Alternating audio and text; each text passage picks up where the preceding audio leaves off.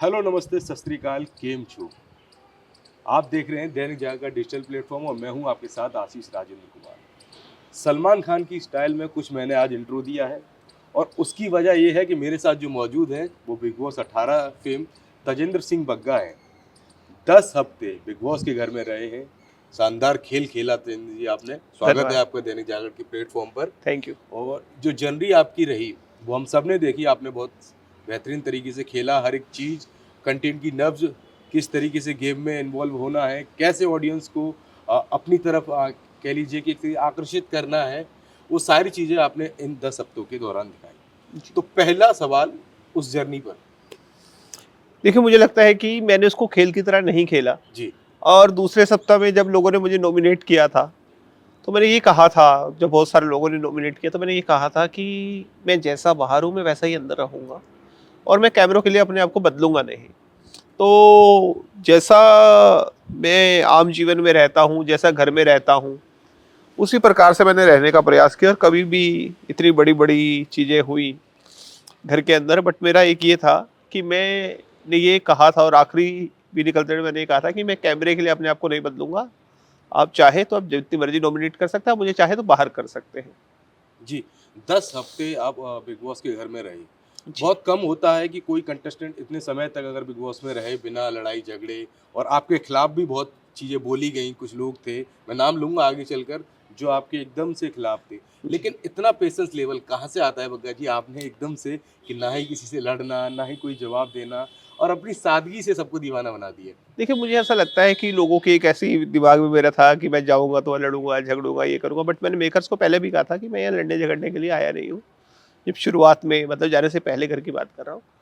और यहाँ भी मेरा यही था कि मुझे लड़ना झगड़ना, उन्होंने कहा जी आप तो बाहर ये करते हैं वो करते हैं, कई लोगों ने कहा। जी, मैंने कहा बाहर देखो, ऐसा जब देश की बात आती है बहुत बिल्कुल, और होती बिल्कुल। है। वो कोई भी व्यक्ति होगा, जब देश की बात आएगी, देश को तोड़ने की बात आएगी, उसमें गुस्सा आएगा। वो मुद्दा में आलू प्याज के मुद्दे में कि आप मुझे आलू नहीं दे रहे, आप मुझे प्याज नहीं दे रहे, उस मुद्दे पे मैं लड़ूं तो कोई तुक नहीं बनती। कि लोग कहेंगे यार अगर मैंने बाहर लड़ता हूँ, मेरे पे कई बार जब नॉमिनेट किया गया तो ये कहा गया बाहर लड़ते आए क्यों नहीं लड़ते, आपने बाहर बड़े बड़े अनशन किए। तो मैंने कहा भाई मैंने अनशन तब किए जब निर्भया के आरोपी को छोड़ा जा रहा था, जो जुवेनाइल था। तो तब मैंने इसको किया कि भैया अगर उसने रेप किया है, वो आरोपी है, तो उसको सजा होनी चाहिए। जी, बिल्कुल। और एक और बोला गया जी आप वहाँ मंच पे चढ़ गए थे 400 लोगों के बीच। मैंने कहा तब जबरदस्ती राय ने कहा था कश्मीर पाकिस्तान को दे देना चाहिए, तो मंच पे चढ़ गए। 400 लोग होते या 4000 होते, मैं तब भी चढ़ता।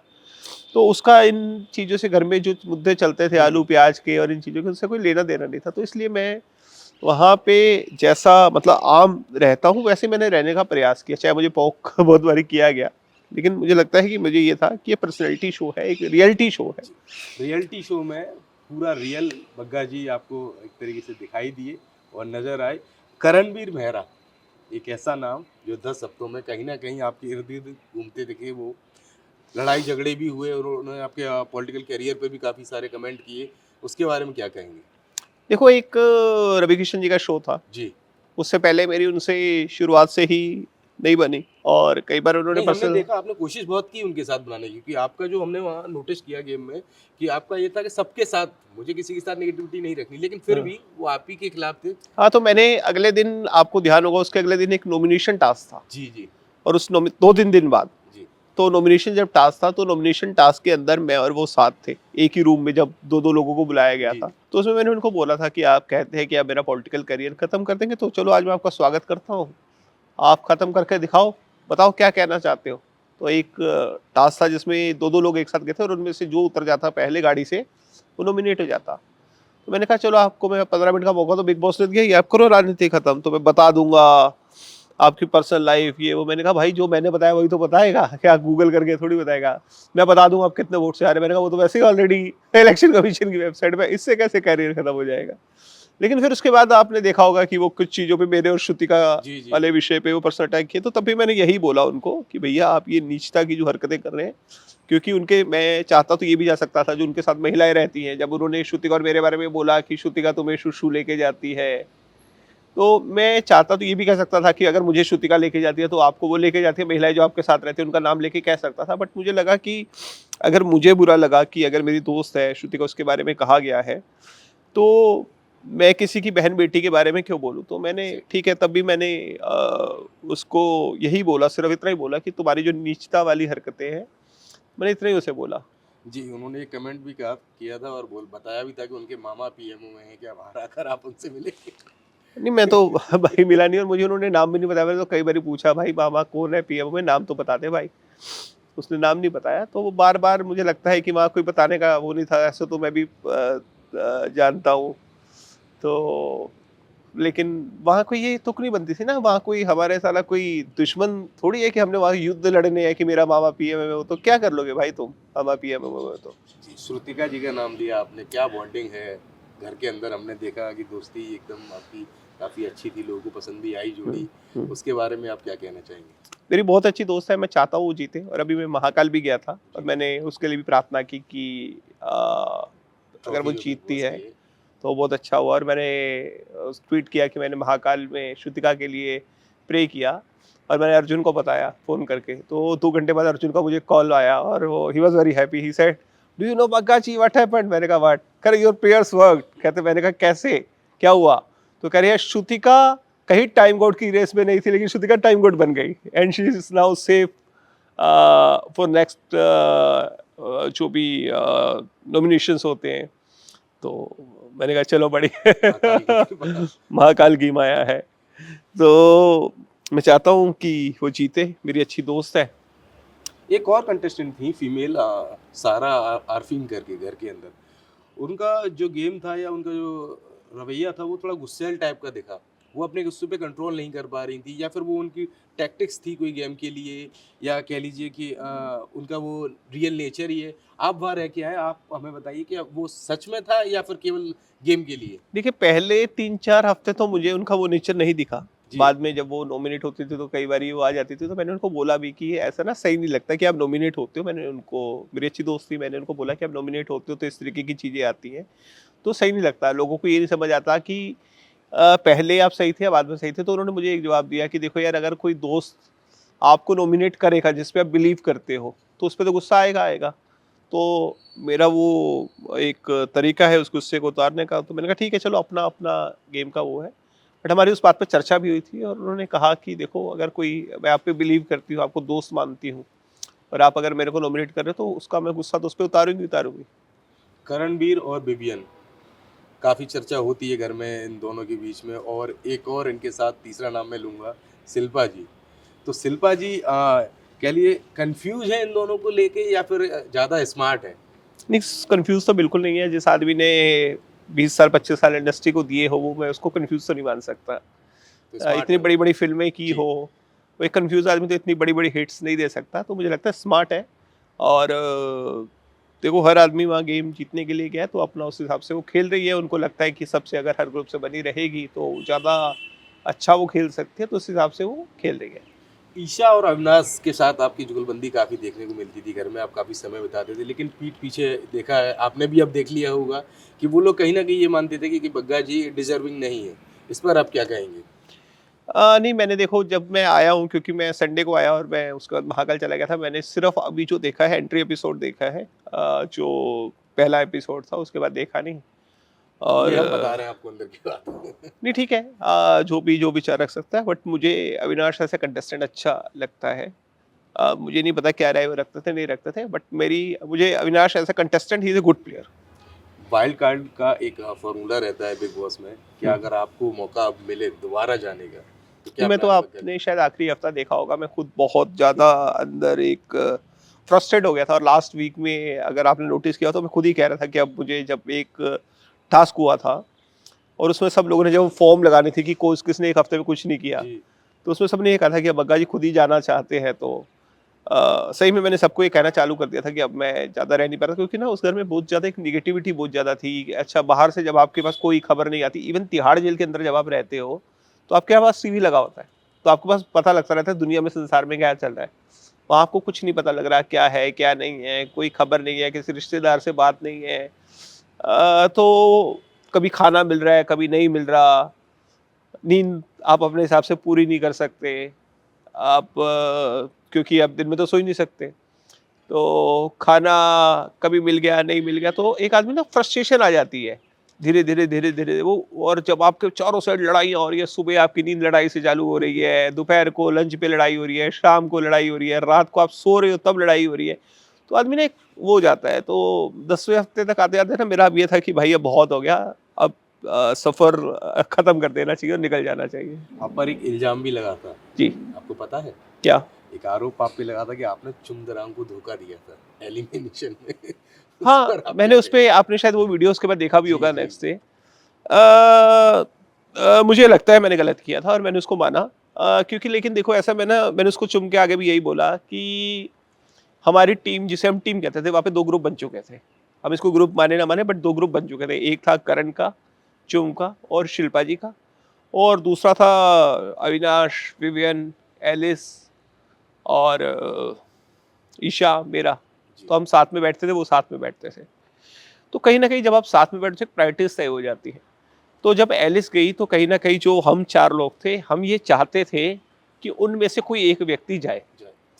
तो क्योंकि ऐसा है कि जब आपका सामने वाला ग्रुप है, जब उनको बारी आएगी, वो ये नहीं सोचेंगे ना कि इनमें से वो ये देखेंगे हमारे में से एक आदमी जाए। तो उस ग्रुप को स्ट्रॉन्ग, अगर वो है तो उसको कमज़ोर कैसे होगा? उनमें से कोई एक आदमी जाएगा ताकि वो कल को आपको ना ठोक सके। तो जब वो आई बारी, तो जब मैं वहाँ पे बैठा था तो 2-2 3-3 नाम ऑलरेडी कशिश को जी। और चुम को आ चुके थे। तो ये तय था कि इन दोनों में से कोई जाएगा, बाकी किसी को वोट देने का मतलब था कि आपको अपना वोट वेस्ट करना। तो उस समय मुझे दिल ये कह रहा था चुम अच्छी इंसान है, उसको बचाना चाहिए। दिमाग ये कह रहा था कि उनकी टीम में से एक व्यक्ति जाना चाहिए। तो मैंने शायद उस समय दिल की आवाज़ को ना सुन के दिमाग की आवाज़ को सुना कि, और मुझे लेकिन ना उस रात को पूरा एक मतलब एक कहते हैं ना आत्मग्लानि, एक वो था कि यार मैंने शायद गलत किया, क्योंकि मुझे चुम वैसे एज़ अ इंसान बहुत पसंद है। वो बहुत अच्छी दिल की साफ लड़की है। तो मुझे लगा कि शायद मैंने उसके साथ गलत किया, और मैं उसको बहुत अच्छा भी कहता था। तो मेरी उससे बहुत ज़्यादा बात नहीं होती थी, लेकिन दिल की अच्छी थी वो लड़की। तो मैंने फिर नेक्स्ट 1-2 दिन में बहुत अपसेट रहा। फिर मैंने उसको संडे को मुझे श्रुतिका ने बोला, मैंने उसको बताया श्रुतिका को, इसलिए मैं अपसेट हूँ। उसने पूछा तो वो कह रही है तुम चुम से बात करो। मैंने कहा आज नहीं करूँगा, आज नॉमिनेशन का दिन है, क्योंकि नॉमिनेशन के दिन अगर करूँगा तो ऐसा लगेगा कि शायद मैं नॉमिनेशन से बचने के लिए कर रहा हूँ। तो नॉमिनेशन का जब दिन निकल गया, उसके अगले दिन मैं और चुम बैठे, और मैंने जब उसे क्लियर किया तो मैं और चुम दोनों उस समय रोने लग पड़े। तो मैं मानता हूँ ऐसा है कि एक ही जो गलती मैं मानता हूँ घर में मेरे से हुई है इन 70 दिनों में, और उस गलती का मुझे लगता है कि मैंने वहाँ पे उनसे जाके माफ़ी भी माँग ली, क्योंकि मेरा है कि अगर गलती है तो मान लो, तो आपका शायद उससे छोटे नहीं होते आप, उल्टा आपका जो दिल के अंदर एक भार होता है वो निकल जाता है। जी, रजत दलाल एक और कंटेस्टेंट है। आप इतना 70 दिन रहकर आए बिग बॉस के घर में, बाहर उनको लेके ठीक-ठाक माहौल बना हुआ है। आपके लिहाज से वो कहाँ स्टैंड करते हैं? मैं उनको टॉप 3 में देखता हूँ। दिल के अच्छे हैं, और उनमें एक कमी जो है, कभी-कभी बहुत ज़्यादा एग्रेसिव हो जाते हैं। मैं जब भी साथ में बैठता था उसको बोलता था भाई तू ये मत किया कर, गाली मत दिया कर, क्योंकि उससे तेरी इमेज खराब होगी। मतलब जैसे तू हाथापाई पे बिल्कुल आ जाता है, तो मैं उसको कहता था भाई इससे क्या होगा, लोग चाहते हैं तू हाथापाई पे आ, क्योंकि उससे क्या होगा कि अगर कल को तूने किसी पे हाथ चला दिया गुस्से-गुस्से में, तेरे पे कंट्रोल है नहीं तेरा, तो तू एलिमिनेट हो जाएगा। तो मैं उसको यही कहता था भाई तू मत किया कर ऐसे। जैसे एक बार शेरज़ादा के साथ भी जब उसकी बहुत ज़्यादा अग्रेसिव हो गए, तो मैंने कहा भाई तू 1 घंटे बाद बात करियो, क्योंकि तब तक थोड़ा-सा, क्योंकि जब आदमी थोड़ा शांति में बात करता है तो थोड़ा-सा एक सूझबूझ रहती है कि भैया मुझे कहाँ जाना है कि नहीं जाना। जब गुस्से-गुस्से में आदमी क्या कर ले कुछ पता नहीं होता। तो बट वो अच्छा प्लेयर है, दिल का अच्छा है। जो कमी है उसमें गुस्सा बहुत है, और एग्रेसिव में एक एग्रेसिव जब वो जो हो जाता है तो कभी-कभी एक होता है कि यार, तो वो मैंने उसको बताया भी कई बार। और मैं जब दिग्विजय भी नया-नया आया तो दिग्विजय के साथ उसका बहुत क्लोज़ वो था बॉन्डिंग। बहुत। तो मैंने दिग्विजय को भी बोला कि यार ये चीज़ उसको समझानी चाहिए, और मैं और दिग्विजय साथ बैठ के उसको ये बात हमने समझाई। चलिए, ये तो हमारे बड़े सवाल रहे जिनका आपने विश्लेषण एकदम विस्तार से कर दिया। अब रैपिड फायर की ओर चलें बग्गा जी। जी। तो पहला सवाल तो यही है, ट्रॉफी किसके हाथ में देखना चाहते हैं आप सीजन 18 की? अपने दोस्त श्रुतिका। हम गैस यही कर रहे थे। हाँ। और उसके बाद सबसे गंदा कौन लगा आपको? दिग्विजय। दिग्विजय। हाँ, हाँ। कौन सा ऐसा कंटेस्टेंट है जिसको आप बाहर ना मिलना चाहेंगे, ना जिसकी शक्ल देखना चाहेंगे? ऐसा कोई नहीं। ऐसा कोई नहीं है। सबसे फेक? दिग्विजय। दिग्विजय। चुगल वाली आंटी कौन है? कई सारी महिलाएं भी हैं घर के अंदर और जो अपने अपने गेम जो उनकी रणनीतियां हैं उनके लिए वो जानी जाती है। तो उनमें चुगल वाली आंटी कौन है जो इधर की उधर सब बातें करती है? आई थिंक शिल्पा जी। शिल्पा जी। कौन वक्त आने पर अपने दोस्तों को धोखा देगा? अब आप बाहर आ गए, आपको पता है सबका गेम प्लान क्या है। कौन धोखा देगा? जी।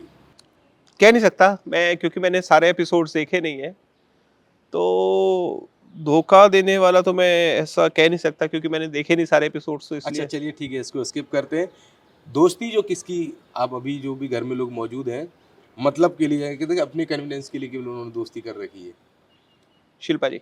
शिल्पा जी। क्योंकि वो करण, जो मैंने टाइम कोड, फर्स्ट टाइम आपको बताता हूँ, जो गेम पूरा कहाँ से पलटा, जब राज वो वाला एक टास्क था जिसमें शिल्पा जी राजमाता बनी थी, जी। तो उसके अंदर करण ने सही में डिजर्व करता था वो बनने का। क्योंकि एक तो ऐसा नहीं, मैं इसलिए नहीं कह रहा क्योंकि करण शिल्पा जी के क्लोज भी था, और उस राउंड को उसने गेम्स में अच्छा खेला था, तो करण डिजर्व करता था, और करण शिल्पा जी के करीब भी था। तो करण, शिल्पा जी को लगा कि करण और चुम तो मेरे करीब है, और अगर मैं विवियन को बना देती हूँ तो वो 4 लोग और ये 4 लोग, तो ये 7-8 लोग मेरे बिल्कुल वो आ जाएगा कि जी हाँ। क्लोज। लेकिन वहां से जो चीज घूमी, वो कभी भी इस ग्रुप के पास आज तक टाइम कोड आया ही नहीं। तो मुझे लगता है कि एक गलती ने पूरा गेम घुमा गेम दिया। घुमा दिया है। चाहत पांडे भी एक कंटेस्टेंट रही हैं, उनको लेकर कई सवाल हैं और उसको मैं ज़्यादा नहीं डिस्क्राइब करूंगा, आपसे बस पूछूंगा उनका जो गेम प्लान है कि कभी कभी वो क्या लगता है कि वो एकदम से टॉप पर है और कभी भटकती हुई सी नजर आती है घर के अंदर। चाहत ने, मुझे ऐसा लगा था जब चाहत का मुझे पता लगा था कि मेरी बहुत लड़ाई होने वाली है क्योंकि आम आदमी पार्टी से है, लेकिन जाते ही उसने मुझे जब कहा, मासूम सी लगी, उसने मुझे बोला जेल में आप मेरी जगह चले जाओगे, तो मैं जेल में चला गया। और उसके बाद फिर उसने मुझे भाई बना लिया। तो एक दो बार मेरी उससे नोकझोंक भी हुई छोटे छोटे विषयों पे।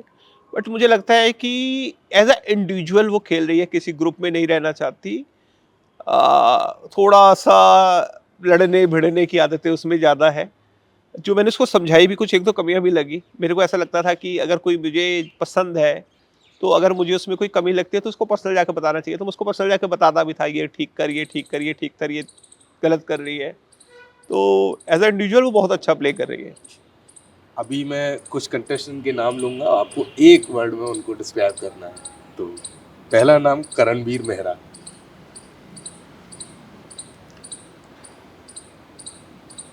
कैसे डिस्क्राइब करेंगे आप इन्हें एक शब्द के हिसाब से?